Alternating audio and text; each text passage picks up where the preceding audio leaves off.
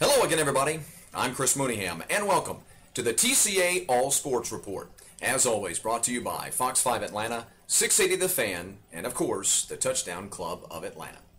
Welcome in, everyone, to our second week of the TCA All Sports Report. The football season now really getting ramped up as not everyone played. I don't even think we had about a half of a slate of GHSA high school football this past weekend. But of course, we had our annual Corky Kell Classics, our Battleground Classics, our Georgia versus Florida, our Border Wars, Tennessee versus Georgia. It was really a great opening act to the 2015 GHSA high school football season. And of course, with the start of high school football every year, that just kind of reminds us that the college ranks and the NFL is just around the corner. Matter of fact, today you may notice I'm wearing my KSU. Already wearing my KSU gear. Can't wait for the season to start. I guess we kick off in a little over a week. September 3rd is KSU's first game up in at East Tennessee State. So I'm already wearing my inaugural 2015 KSU football gear. But anyway, we're off to a roaring start in the 2015 GHSA high school football season. Want to remind you folks, coming up a little bit later, I'll tell you about our kickoff event for the Touchdown Club of Atlanta in 2015. Give you the names of some of the well-known speakers that are going to roll through town this year and join us at the Touchdown Club, and let you know how you can be a part of our touchdown event, our opening season touchdown event as well. Okay, so 6A classification. Many of you who watch every week throughout the year know that I put out my own rankings every week. I call it the Mooneyham poll, not very scientific, although I do take great care. As someone who arguably follows high school football in this state as much or more than anyone, I analyze not just from week to week, and of course I know most of the rosters backwards and forwards all throughout this state, but I also take into consideration future performance, the way I think it's going to happen, and of course past performance, recent and all the way through the year. And I must tell you, I had some teams ranked in the top 10 this week that a lot of other people did not. Well, everyone, all of us, suffered chaos in our 6A rankings all across the state this week. It was quite wild. In the Mooneyham poll, as a matter of fact, in my personal rankings, numbers 5, 7, 8, 9, 11, and 12. That's numbers 5, 7, 8, 9, 11, and 12, because I always start the season with a top 15, and then I end the season with the top 15 as well. And all of those numbers I just listed off to you all fell in this opening weekend of the Georgia high school football season. None of those teams were named Archer, Colquitt County, or McEachern. In fact, those three teams kind of really stole a lot of the thunder from the storyline of the GHSA high school football season, opening week, I should say.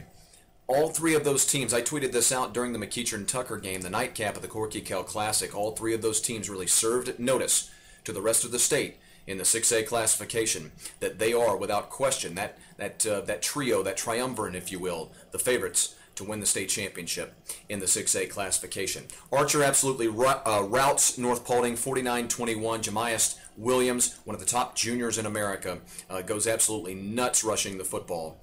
Colquitt County beats North Gwinnett 45-14. Kiel Pollard was the offensive star of the ball game. He's just now going into his senior year, and he's already the leading receiver in Colquitt County high school history. McEachern did everybody one better. Sam Jackson goes for 161 on the ground and 3 scores on only 9 carries. And McEachern puts up 48 points in the first half on Tucker and wins 50-14. I've still got Grayson at number 4. They were idle this week, but watch out for their first 3 games of the year. Gainesville, Langston Hughes, and Archer. That Archer game, by the way, unless something changes, you'll be able to hear live on 680 The Fan, 93.7 FM, 1230 AM, and 1340 AM. Roswell came away with a great victory. They beat Lowndes at home 35-8, the final in that one. This was a game that was like a dream for Roswell. All of their big-time stars came up with big plays. The rest of the top 10 in the 6A classification, again, was complete and utter chaos. I've got Norcross in there. They beat Valdosta in the Corky Kell Classic 34-31 in a wild, sloppy affair between two pretty even teams. On to the 5A classification. Northside Warner Robins, the defending state champions, they came back to beat North Cobb. Trailed 24-13, as a matter of fact, with 5 minutes remaining. Came back to win that ball game, but it's not all good news. They lost defensive back Chris Houghton, an all-state type performer, still don't have the word, still have not received the word as to the injury to Chris Houghton, but this would be a serious, serious blow, even for a very good Northside Warner Robins defense. Ware County's up to number 3 in my poll. They come away with a 42-7 victory over Brooks County, a AA power. But this ball game was actually close throughout the majority of the ball game. Kell gets a big win as well. They rout Carrollton 35-0, the final in that one. Bryson Armstrong, the future KSU Fighting Owl, goes absolutely bananas on both sides of the football. But again, more bad news as James D'Amato is hurt, may have blown out of his knee.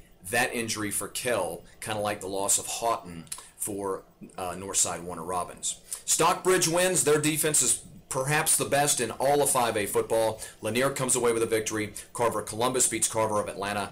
And Mays, despite the fact that they lost every offensive starter from the state championship game last year, save one, Randricus Davis, the future Georgia Bulldog, well, they come away with a 36-26 victory over another one of the top defenses in the state in Langston Hughes.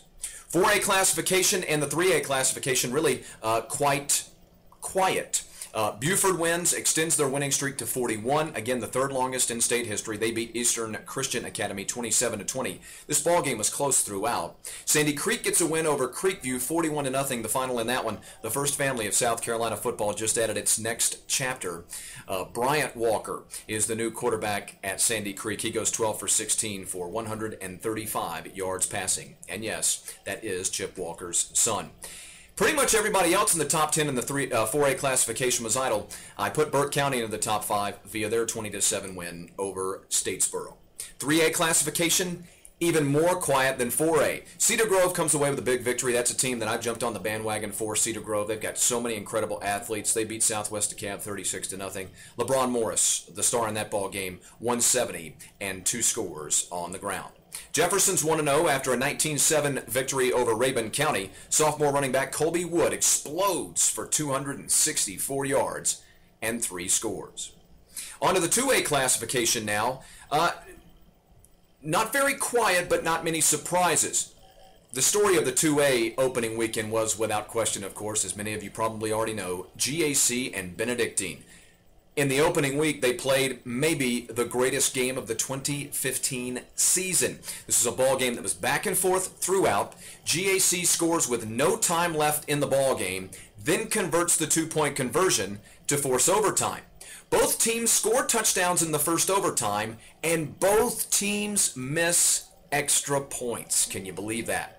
GAC kicks a field goal to go up 41-38 in the second overtime, and then in the second overtime, Benedictine wins it with a touchdown. Actually, I just had the scoring wrong on that. I'm sorry. It was 44-41 going into the final possession for Benedictine. They score a touchdown. They win 47-44 in double overtime. Fitzgerald beats Worth County, moves up to number 2 in my standings, and Vidalia comes away with a shutout of Swainsboro, 21-0.